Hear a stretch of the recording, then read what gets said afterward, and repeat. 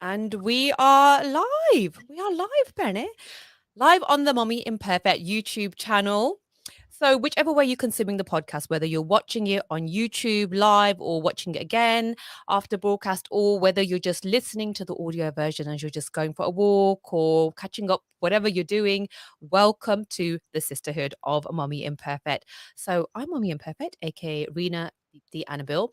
And this is the podcast where each and every week I explore different aspects of womanhood with the help of my fabulous guests. So, let me introduce my fabulous guests for this episode, the episode which I have named Nutrition for Women. And so, my guest is nutritionist Manisha Morgan. Hi, Manisha. Hi, Vina. How are you? I'm good. It's really good to have you. Can I just first of all say that I followed you on Instagram for a while and I am absolutely loving your content because obviously it's informative, right? First of all, informative, like dropping gems all the time.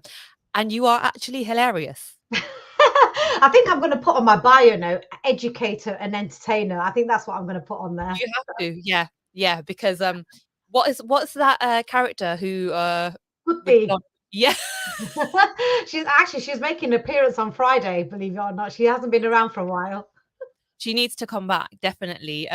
So yeah, she's hilarious, and I just love your content. I think it's awesome, and also like you give me hope, to be honest, because I'm 43 and I know that you're over 50 and you look amazing, and obviously you're looking after yourself. You know, this is your field, nutrition, and so I'm gonna just get some kind of secrets from you today. Yeah.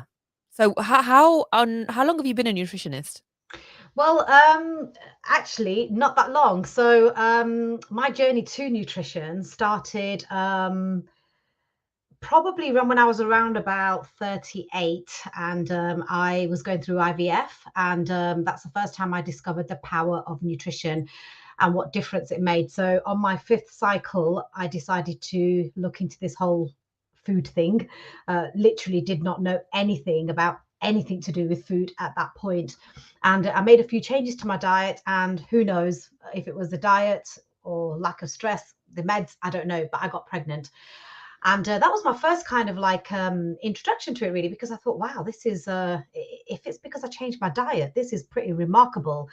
That was my first step into nutrition. And then when I was around about 46, 45, I started to go through the menopause. And it was then really that I took a really big interest in nutrition, more of my health more than anything else. And then I decided to qualify as a nutritionist. So probably, I think maybe when I was about 48, so about 3 years ago, just before lockdown, I qualified. And here I am at nearly 52. So I've come into the whole industry very late.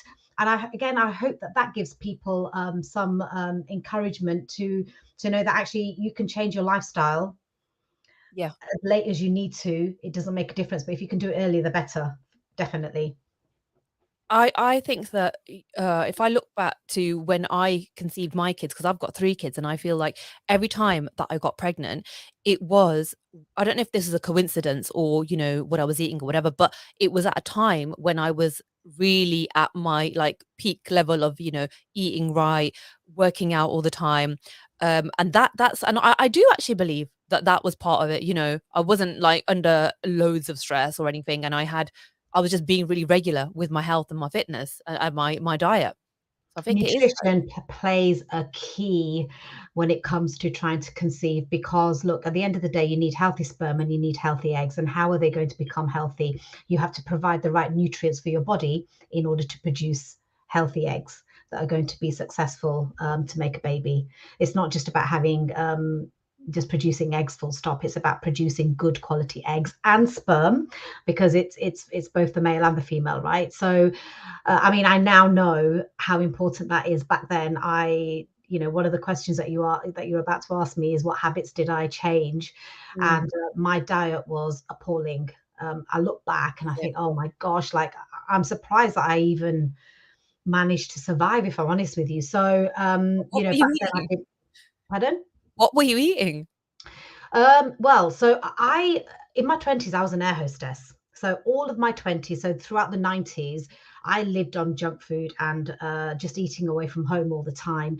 I worked night shifts, so when I used to land at Heathrow on a 10 o'clock at night, I'd always pass a Burger King on my way home.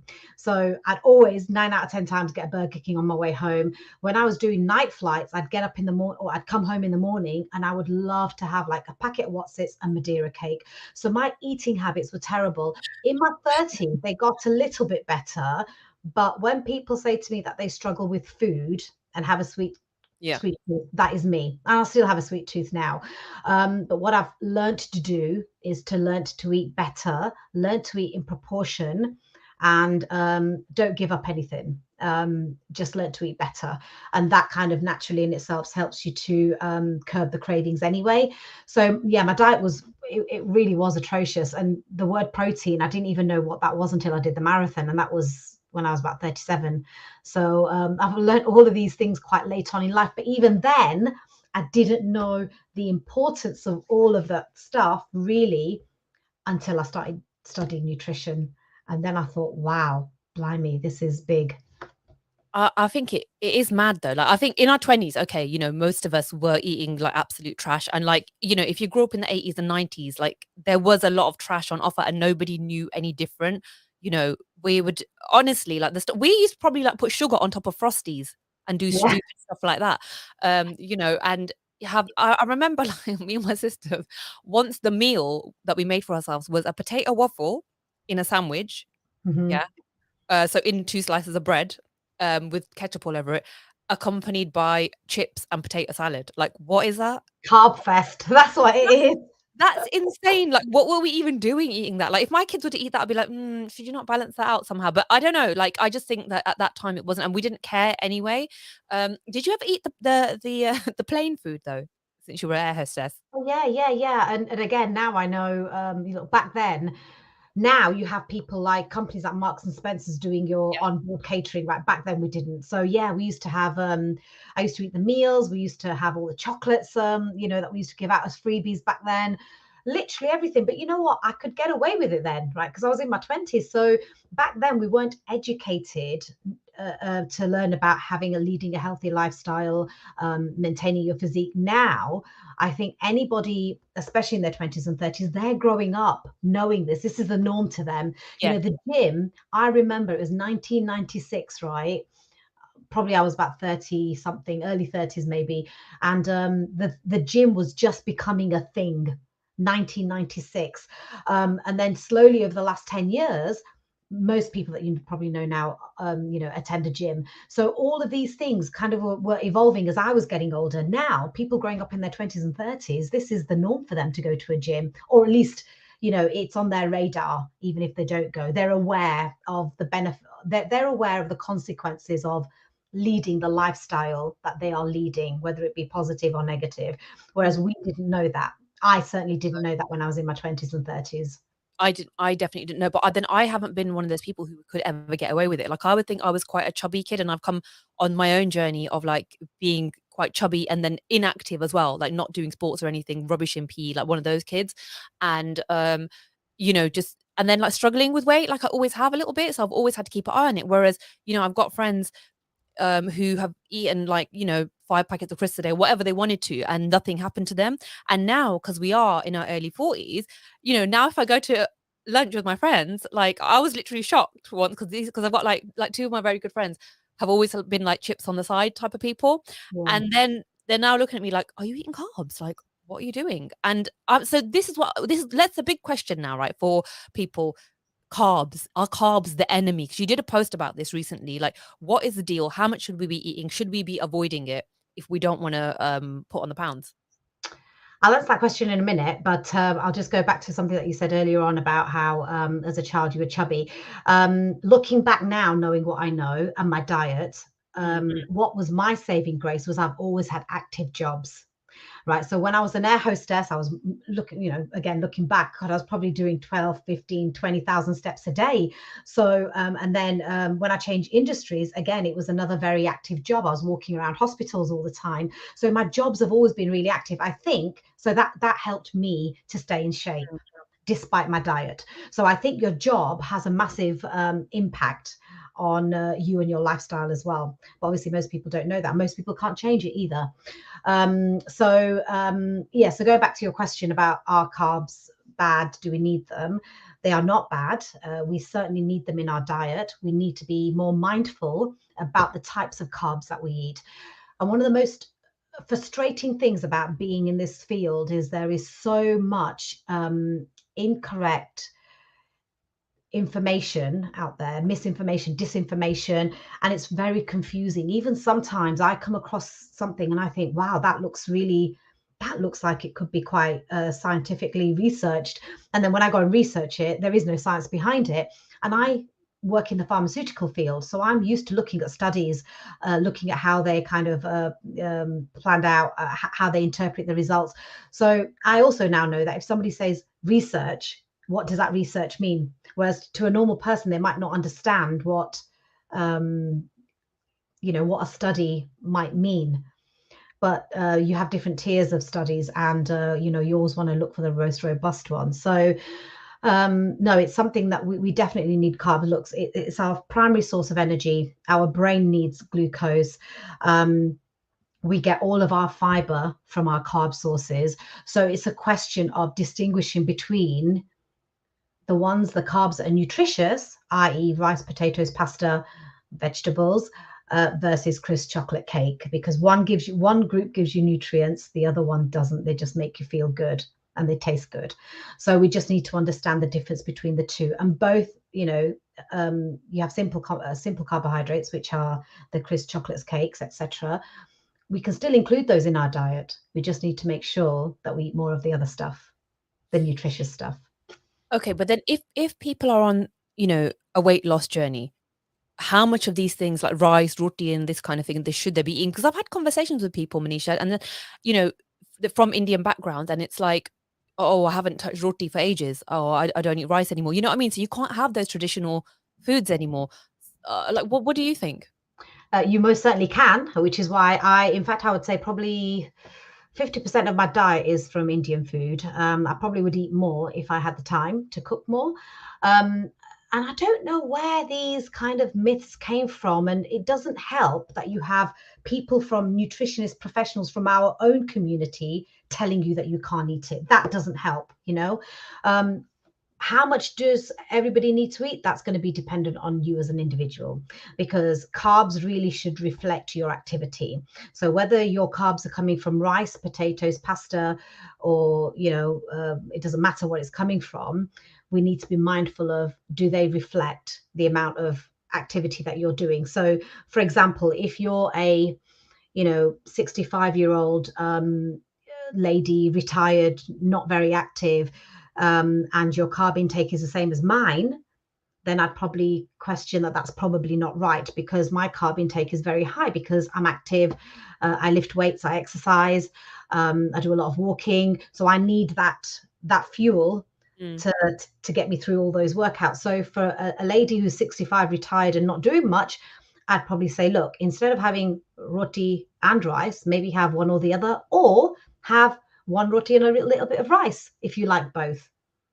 So Yeah. it's never about giving something up. It's about finding the best solution for that person and what are their preferences. Because I can't imagine any older Indian person anyway, or South Asian person, giving up their cultural foods. And why should they? Because you've grown up with it, you enjoy it, it makes you happy. Food is also there to make you happy. It's a socializing thing, cultural thing. So we have to embrace it, and if you want to include it in your diet, you absolutely should, just in the right quantities. So Joe Wicks, in his books and his programs and things like that, I was reading somewhere that he said that if he's gonna go out for dinner or if he wants to eat carbs, he does a HIIT workout beforehand. So that's his rule, to kind of either it's like a very low carb meals, or if you want to have carby meals, do a workout beforehand. Do you believe that that's the right thing Yeah, that I should mean, be? yeah. Look, it's all about burning energy, right? So if you're going to eat a significant amount of food, and then you're going to sit down all evening and not do anything, you're not really expending much energy. Does it have to be before you go out? Not necessarily. What I would say to my clients is, look, if you know you're going out on a Saturday evening, then you've got Monday, Tuesday, Wednesday, Thursday, Friday to make sure that you get your steps in, maybe do an extra workout. It doesn't have to be before the event. It could be the day before, it could be the day after. It doesn't matter, as long as you are keeping active in some form or another. It doesn't have to even be exercise, but if it's exercise, then even better. So yes, there is some element of truth in that. I think sometimes we get a little bit tied up in the minor the minor little things like, well, it has to be before a workout, before you go out for dinner. No, it doesn't have to be. But if you can fit it in, then great. Yeah, absolutely. Right. So we do need to be really mindful still, doesn't matter what we're eating, of what physical activity we're actually doing and try and build it in. So there's two forms of activity. There's your daily activity, your daily movement, which is known as NEAT, non-exercise activity thermogenesis, which is just things like me moving my hands now, going to the toilet, washing up, shopping, walking to the car, all that kind of thing, gardening. That is daily movement. Then you have exercise, which is classed as exercise activity thermogenesis. They are two very different things. They both count, they both contribute towards your metabolism. But which one do you think contributes more towards your metabolism? Rena, I'm going to ask you. I don't mean to put you on the spot, but do you think it's the daily movement, or do you think it's exercise? Is it the exercise? That's what I would assume. And you're right, most people would assume it's exercise, but it's actually not. It's actually your daily movement. Because if you think about it this way, most people will exercise, let's just say 4 times a week, right? That's 4 hours in a week. Mhm. If you're awake 12 hours in a day, that's 84 hours in a week you're awake, right? And if you're only keeping active, doing something constructive in 4 hours, what you do in the remaining 80 hours? So Okay. actually, it's probably walking or keeping active is the most underrated thing that you could do for your health and for weight loss, if that's what you want. So keeping active is, I'm going to say, more important than exercise. Exercise is important, don't get me wrong, but if you have to choose one or the other, walking. Okay. So getting those steps in.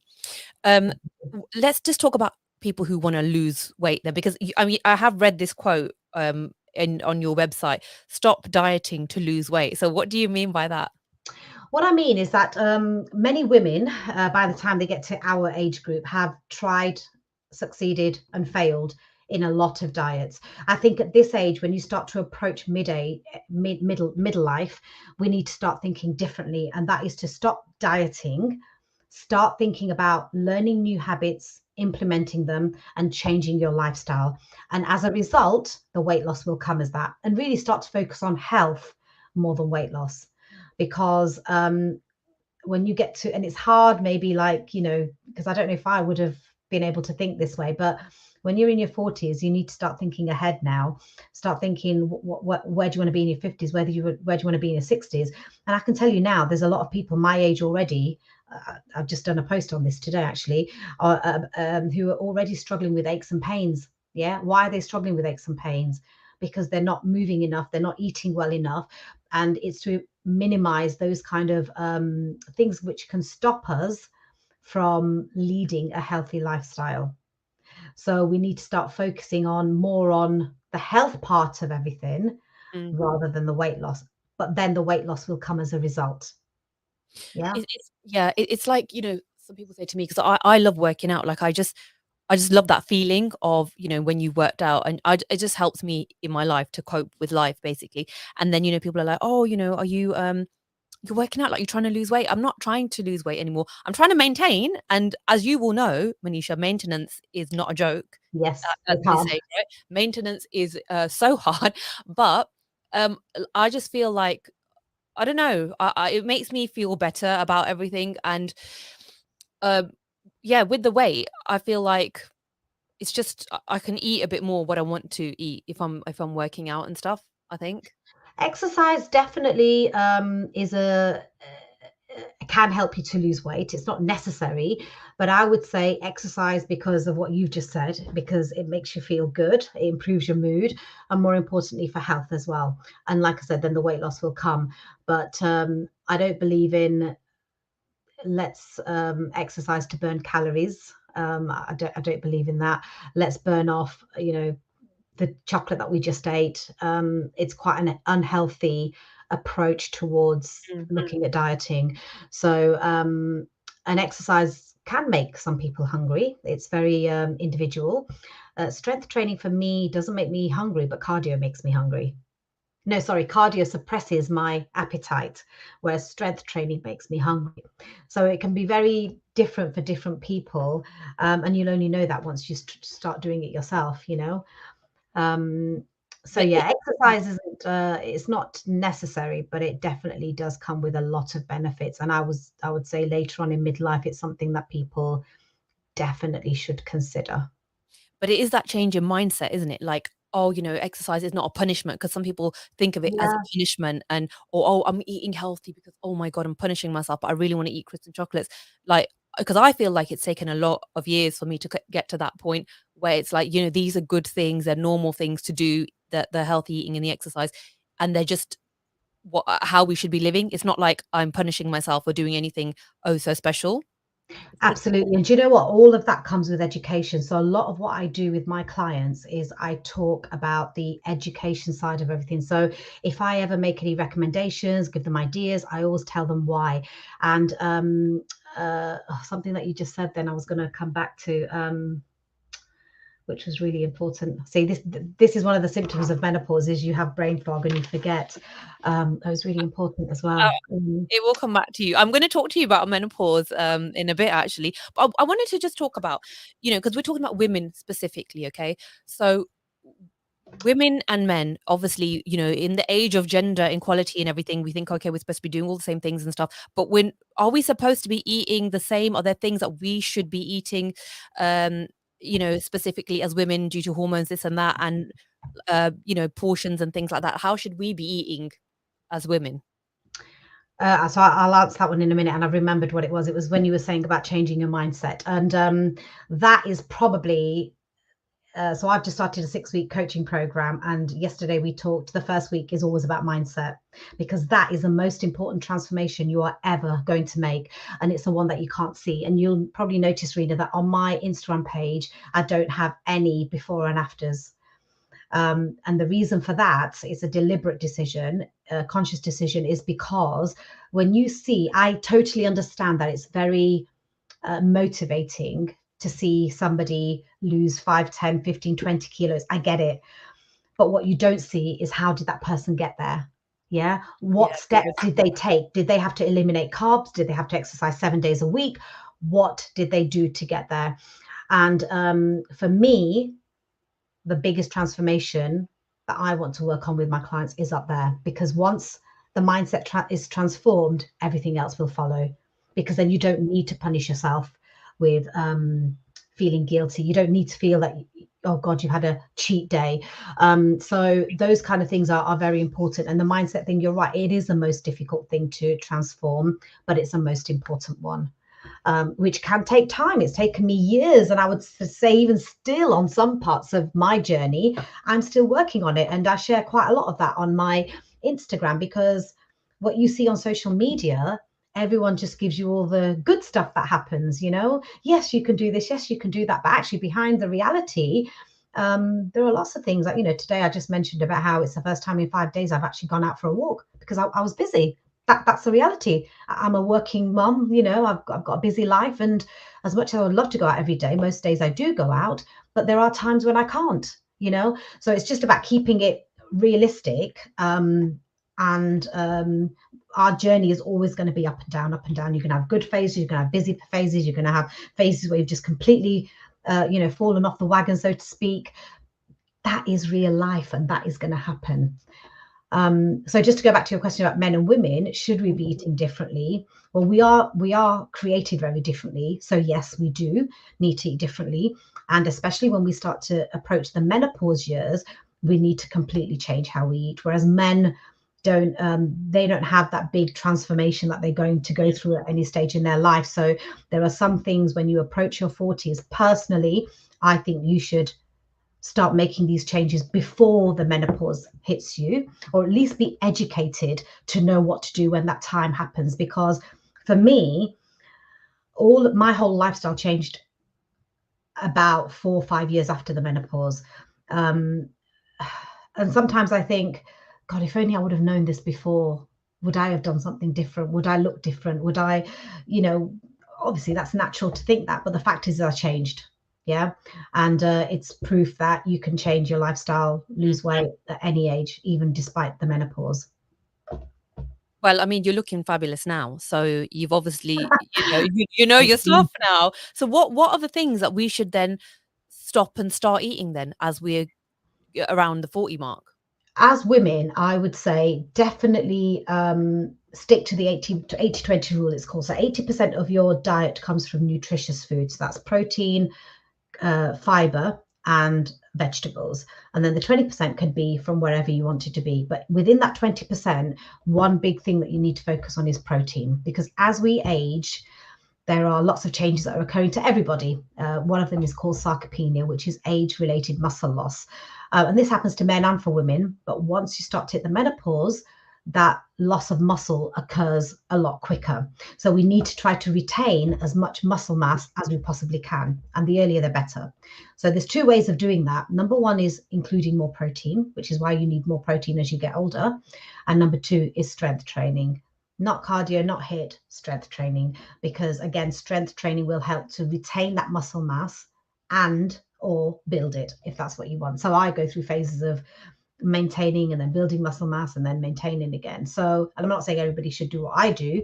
You most definitely don't need to be lifting heavy weights or anything. Like any form of resistance training is going to be beneficial. But you could speak to a personal trainer about that. But those are the two main things I would say that should be different for a woman versus a man, is your need for protein increasing and strength training, because we need to combat the symptoms, the long-term symptoms of the menopause, because all you hear about are the short-term symptoms, right? Are people talking about the brain fog, the night sweats, the moods, the anxiety. They're all the here and now. But the long-term effects are the sarcopenia or the osteoporosis, is the increase of a risk of heart disease. Those are the things that we need to be thinking about, as well as the here and now. Yeah. Um, in terms of protein, like, when I think of protein with every meal, I think of like, slabs of chicken or huge bits of fish and things like that. But like how it's difficult, isn't it, to kind of think how much am I supposed to be eating? Because I haven't actually grown up with like food where we have like huge cuts of meat and stuff like that. You know what I mean? Like how Well, I'm much? vegetarian. So I'm vegetarian. I've been vegetarian Right. all my life. And this was one of the things that I believed, self-limiting belief, right? Is that I thought, well, I'm never going to build muscle because I'm a woman and I'm vegetarian. And again, little did I know, but it's totally possible on a vegetarian diet. It's a little bit harder, absolutely. And I even used to make myself eat fish just for the protein, which is why now I'm very much against, if you don't like it, you don't eat it. It's as simple as that, because there's nothing worse than knowing that the food that you're about to eat, you don't want to eat it.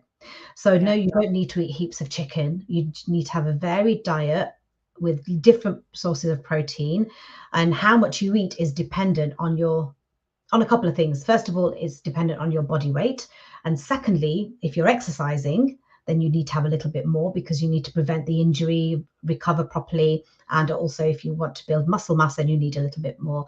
And then actually, the third one is, as you get older, you need to have more protein. So there is no generic, everyone needs to eat 80 grams or 60 grams. It's very much dependent on you. But the one advice that I would give is, wherever your protein levels are now, just aim to go a little bit higher each week, because Mm. then just make that gradual change, and educate yourself on protein, because it's the one thing that you're going to need. It's the one thing that's probably the most difficult to achieve, but it totally can be done 100%, because I do it As a vegetarian, where as a do you vegetarian.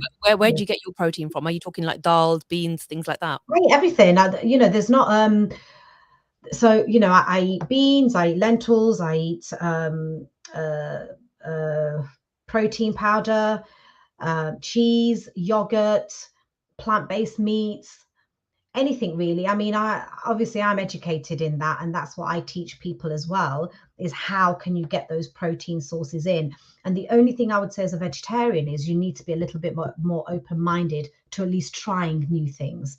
Okay, so there are people that might say, well, I don't want to eat plant-based meat because it's processed.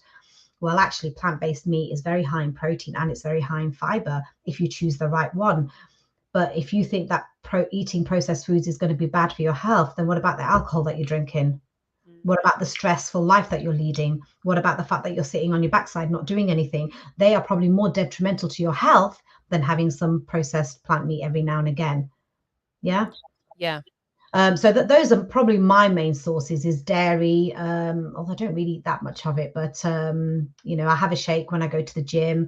I get a lot of protein from my dal, lentils, rice, that kind of stuff. And then snacks as well. So I try to keep my snacks protein based wherever possible.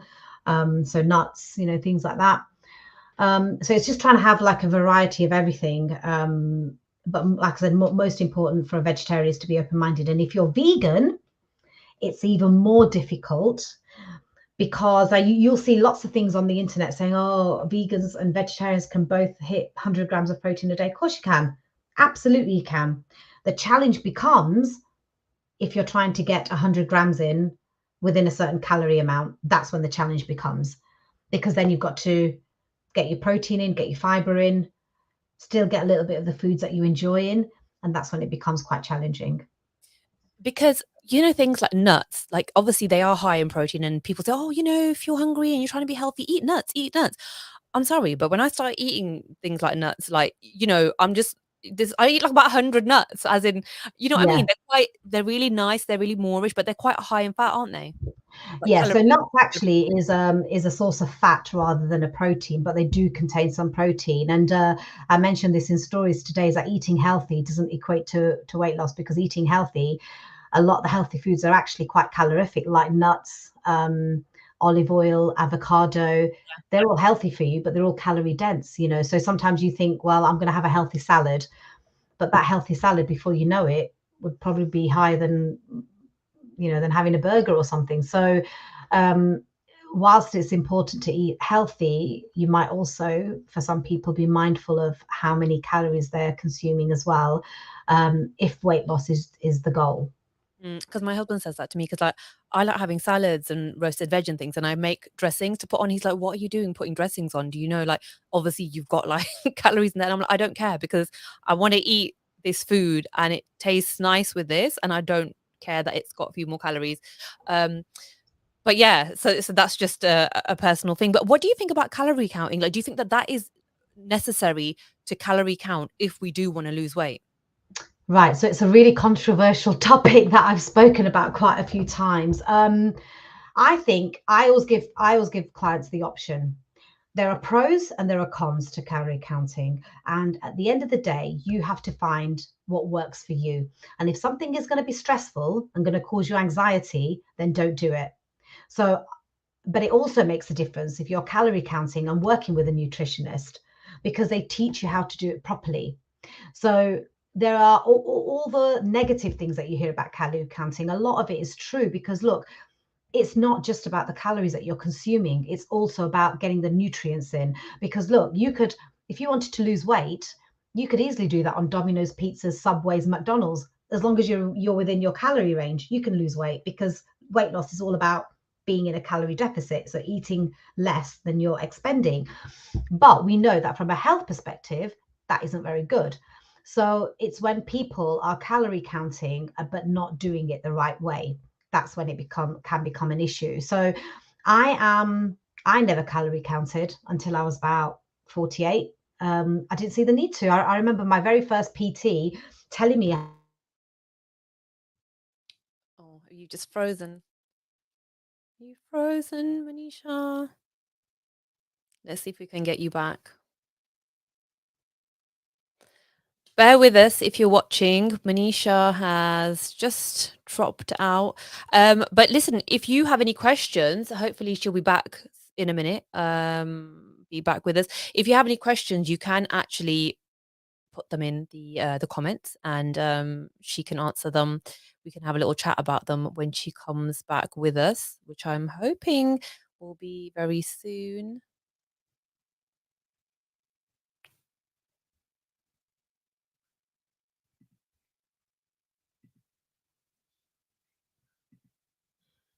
Okay, I don't know what is going on with Manisha. I'm hoping that she comes back with us soon. Anyway, I just want to say thank you for those who are watching, and I hope that you are getting something from this. I'm hoping that Manisha comes back because I've got loads more things to ask her. Like, like with in Indian culture, you have things like garam food, tanda food. Like, what does that all mean? Foods that we're supposed to be maybe not combining. Um, so let me see. She's back. I'm Hi so there. sorry. That was my internet. It just Okay. decided to go off. I'm so sorry about that. Don't worry, don't worry. Um, I can't. We were talking about calorie counting, and I was also just saying, as you were trying to come back on, things like all these desi things that we have about food, like garam food, tanda foods, foods that you're not supposed to combine. I wanted to ask your views on that as well. I'm going to be honest. It's not something that I even look into, because you see, that's what I mean. Sometimes you get so involved in the nitty gritty that you lose focus of the bigger thing. So no, I'm not a fan of talking about things like that. I've Like, never oh, said don't to eat you, that. don't Yeah, eat and that. it is confusing because like older people have said that to me in the past. Like, this is garam, don't eat that because you'll get nosebleeds or something like that. So, okay, Yeah. fine.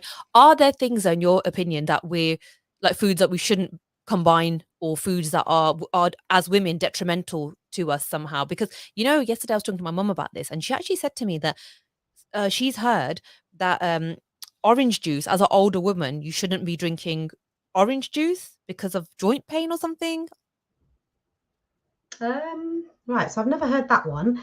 Mm. What I would probably say about orange juice, if you want to give that example, is if you to make 1 glass of orange juice, you probably need 5 big oranges, right? Mm. Okay. In 5 big oranges, you're going to get a lot of fiber. So could you eat 5 big oranges? No, you can't, Yeah. right? So drinking orange juice is taking up a lot of calories, and that is sugar without the fiber. So I would probably say to somebody, if you're struggling to get fiber in your diet, don't drink orange juice, eat the orange instead. Yeah. I mean, Yeah. I say that to my kids because I want them to eat more fruit. Yeah. Yeah. Yeah. So I've never heard of the inflammation thing though with orange juice. No, there are some foods that you can't eat if you're on certain medications. Like, for example, if you're on a statin, I used to sell a statin, that's why I won't mention the name just in case I shouldn't, but there is one in particular where you can't eat grapefruit because of that. Yeah. Yeah, I Because have of heard the that. Yeah. medication. So there might be some things like that, but in my world, there is nothing that you can't eat unless there's a medical reason why you can't. So if you're gluten intolerant, or you're celiac, then obviously, yeah, you have to watch, the kind of carbs and stuff that you eat. So in that respect, if you're suffering with IBS, then yes, there are certain foods that you can't eat. So unless there's a medical reason, there's no reason for you to cut out any specific food group. And in fact, what happens is, let's take bread, for example, because this is quite common. People cut out bread from their diet thinking it's bad for them, they're eating too much, it's making them gain weight, whatever the reason is. And then what happens is 6 months later, they'll come back to eating bread, and they'll start having stomach problems, and they'll say, see, I knew it was the bread that was giving me all these problems. But in fact, what's happened is, once you stop giving up a food, you stop producing the enzymes that your body needs in order to break down that food. So then when you start to eat it again, you start to have stomach problems, because there are the enzymes there in order to break it down. So you can actually cause more harm to yourself and your body by giving up foods if you don't need to, then just keep eating it. So there are lots of things like that we shouldn't be doing, that we probably don't know, right? That's so interesting because I do, I think this day and age, people are like, oh my God, you eat bread. Like, what the hell are you doing? I just have a bowl of eggs. It is that kind of there is this thing that is seen like bread, where it's seen as like, oh, it's just too many carbs. We don't need that in our lives. We're going to gain weight. You see, with bread, this is how I see with most foods, is I look at it and I think, right, okay, is that going to give me some nutrients? What's it going to give me? And actually, bread is great because it gives you a little bit of protein, can give you some healthy fats, and it gives you loads of fiber if you choose the right bread. So why wouldn't I include it? And I did a post once on beans, baked beans, and oh my gosh, I can't tell you how many people said beans, but I thought beans were high in sugar. And I said, well, everything's high in sugar when you think about it, because all carbs are sugar. But let's see what does beans gives you. It gives you fiber and it gives you protein, and quite a lot of it as well. So half a tin of baked beans would probably give you at least 10 grams of protein and about maybe 5 or 6, 7 grams of fiber. So why wouldn't you include that in your diet? Mm. You Yeah. see, so it's going back to that thing about mindset and being educated on the foods that you're eating, because as long as something is giving you some nutritional value, there's absolutely no reason for you to cut it out. Um, so as part of my little conversation with my mom yesterday, we were talking about bone density and that kind of thing. And you did mention a bit earlier on, these things like bone density, um, we start losing that as we age. So, women who are more mature, so like, 60s, what are there foods that they should be eating to kind of uh, preserve that bone density and so that they don't get things like osteoporosis and things like that?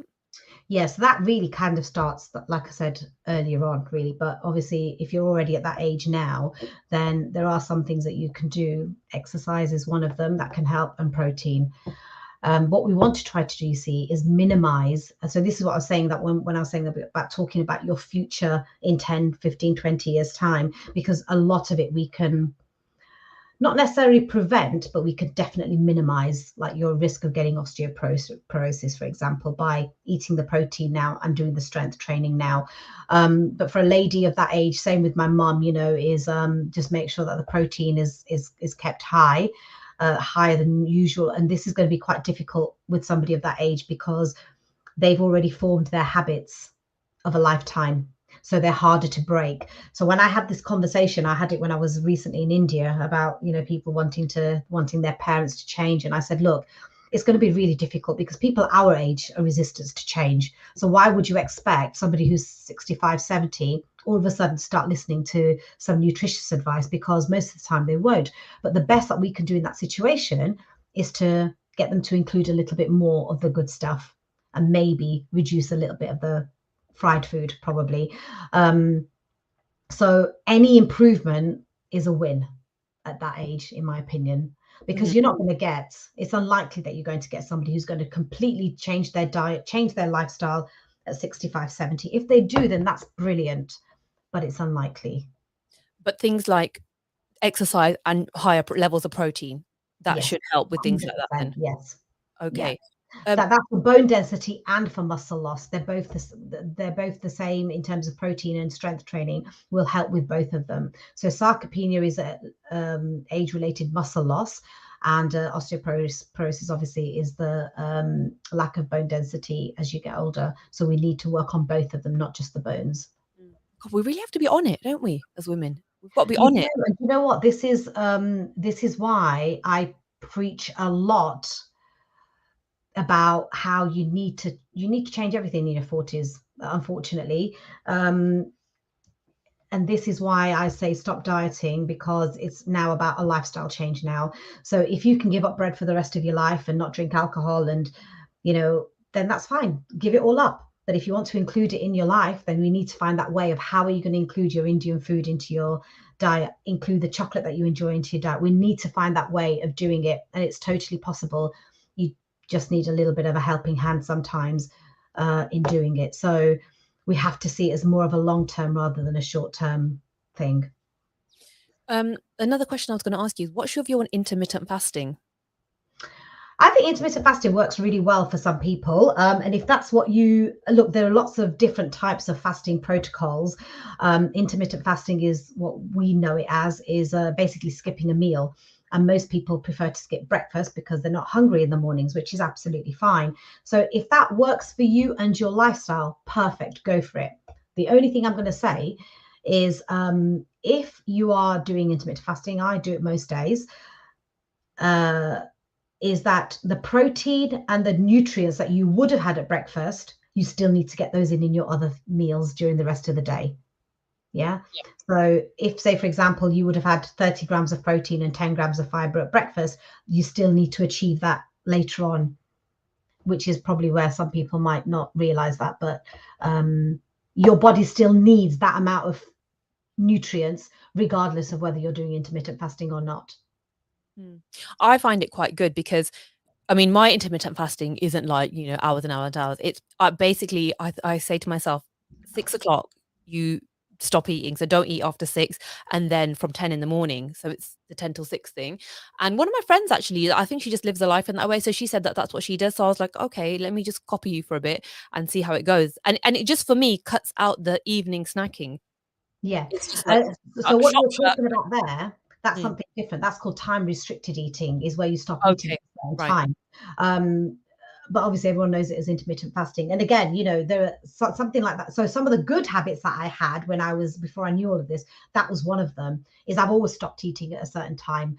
But there is no time that's good. So it's not like if you eat something at 6:05, or if you have breakfast, or your intermittent fasting thing starts at 11 o'clock, there is no set time. You can make that set time. Yeah. So if one day, you've got guests around and you want to eat at 7 o'clock, that's still okay, because you're still going to stop eating later on in the evening. It's again, when, like, I've been around people before and they've said, oh God, come on, 10 more minutes, 10 more minutes. I'm like, 10 more minutes for what? They said, oh, well, I can eat at 12 o'clock. I'm like, but you can eat now. If they're like, no, I can't, no, no, no, no, it's 12 till 8 I'm doing. Well, nothing's going to happen if you eat at 10 to 12, or if you eat 12 past 10, So allow yourself that flexibility to be able to change when you need to, because then that'll just cause less stress. So basically, with me, I eat when I'm hungry. So I ate today at 10 o'clock because I knew I was coming on here at 11, right? Yeah. If I'm hungry at 8 o'clock in the morning, I'll eat at 8 o'clock. If I can go till 12 o'clock without being hungry, I'll eat then. There are no fixed rules. And again, I think this is one of the things that people kind of get drawn into, is a minutia of everything, rather than just keeping things flexible and working with your day, because every day is different, right? So on a day that I'm going to the gym, my eating patterns might be different to what they are today when it's a non-gym day. At the weekend, it might be different. If I'm with my family, it might be different. So just keeping that flexibility is so, so important, because then you don't get stressed out. I Yeah. think, shit, like, well, I've got to stop eating at 6 o'clock or whatever that might be. But going back to your 6 o'clock eating thing, that's got lots and lots of health benefits of time restricted eating as well. So, yeah, if it works for you, then brilliant. Well, I mean, it works now that I've actually, and I'm a bit more flexible as well. Like sometimes it's okay, 7 to 11 or whatever. And I used to do stupid stuff like at, you know, 2 minutes to six, be shoveling food in my face in terms of overeating, thinking, oh my God, your intermittent fasting is going to start soon. Yeah, Quickly shovel some yeah, more food in your face because you're not going to eat until 10, which is absolutely stupid. So now I'm not that silly and I don't do that. I just have a normal meal like a normal person. But then try and do it, you know, before 6 or 6:37, around that time. I just try and do it then. But for me, I'm doing it because, to be honest with you, Manisha, I could very easily put my kids to bed and sit there having like a slab of cake every single night. yeah. And And that is what I used to do when my I kids used to do were. it. And I think, going back to your silly things that you did, I think we've all done things like that, because we didn't know any different, right?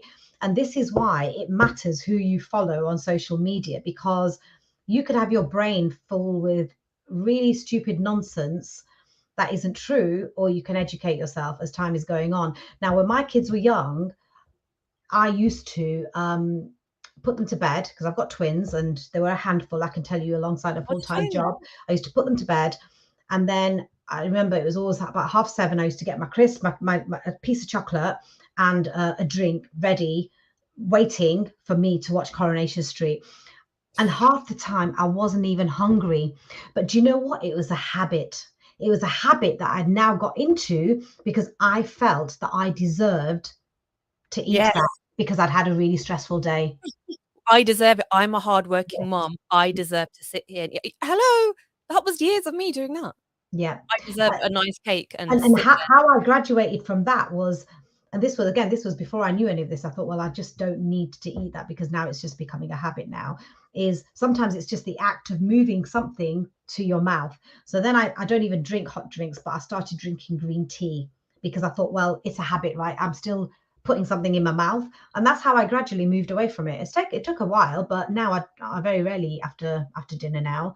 But these are some of the habits that we have to unlearn, as we're getting older. But there's nothing wrong with having snacks in the evening if that's what you want, as long as you're not binging out, because you haven't eaten enough during the day, because that's what happens as well. Sometimes you don't eat enough during the day, or you haven't eaten enough good food, and then it Mm. comes to the evening and you're absolutely starving, and then before you know it, you've downed like 3 packets of crisps and a bar of chocolate. So if you're going to have snacks in the evening, make them mindful snacks. Yeah, make sure that you've eaten well, and if you are having a snack, it's because you actually genuinely want it, not because you're hungry and you're filling a gap from earlier on in the day. Right. I don't keep like unhealthy things in my house. Well, some of them, but like, things like biscuits and those kind of things. I don't really have them because I would actually eat them all because we are both moms and even if you're not a mom, life is busy and there are those things that you reach because you're like, oh my God, I'm so hungry. Quick, quick, quick. I need this before I cook the dinner because I'm just too hungry. What are healthy snacks? So I think that is a downfall. Like snacking, what are the right things that we should be snacking on which aren't laden with calories and crap? Well, snacking can be anything. So if you want to, what I would do is I would say, okay, well, if you're going to have snacks, have maybe one nutritious snack, maybe have one snack of whatever it is that you want. So a nutritious snack could be a small handful of nuts, better fruit, something like a fiber one, which has got fiber in it, a pot of yogurt, crackers and cheese. And then if you want a non-nutritious snack, you've got crisps, you've got popcorn, you've got chocolate, maybe like, stick to the two-finger Kit Kat, a small blue ribbon. So you can include all of those, but I tend to do a mixture of both, because if I'm having a snack that's got fiber in it, like a piece of fruit or yogurt for protein, then that's going to contribute towards my daily intake for my nutrients. And then if I want anything else, I'll have it as well. So it's kind of, having the best of both worlds. But it sounds like you're talking about the quantity as well, because obviously crackers and cheese, great. But then if we've eaten like 10, that's not great, is it? Yeah, definite quantities as well. Yeah, if your goal is to manage your weight, whether it be maintenance or weight loss, then yes, obviously, then that comes down to everything that you eat in a day. You need to be mindful of how much you're eating. Absolutely, yeah. Because weight, it is an issue, I think, as we get older, because metabolism changes, right? Doesn't it? Well, you have to read my post today and find out, because that's exactly what it is. But your metabolism does change, but not till you're about 60, I'm afraid. Okay. So I feel like I could be talking to you for hours, but what I'm going to do is I'm going to get you to share your website and your social media handle so people can actually follow you and get in touch if they want more info. So just give yourself a plug, Manisha. Well, as you hopefully realize, that I'm an evidence-based nutritionist, lifestyle kind of coach. My website is www.manishayournutritionist.co.uk. My Instagram page is Manisha_your_nutritionist. And yeah, as I said earlier on in the show, I do a little bit of entertaining whilst educating, because I think it's the best way to grab people's attention. And if something makes you laugh and there's a message behind it, then you're more likely to listen to it. So, if that's the kind of thing that you're interested in, then give us a follow. It'd be great. Lovely. Thank you so much for coming on here, and thank you to everybody who's tuned in. Thank you for those who are listening. Please do share this episode because I think it will be helpful to a lot of women. Follow me also at Rena Dianable or as Sisterhood on Mummy Imperfect or Instagram, and there is a Facebook page, Mummy Imperfect, as well. Thank you so much. That is all from us. Until next time. Thank Bye. you very much, Rena. Bye. Thanks. Bye.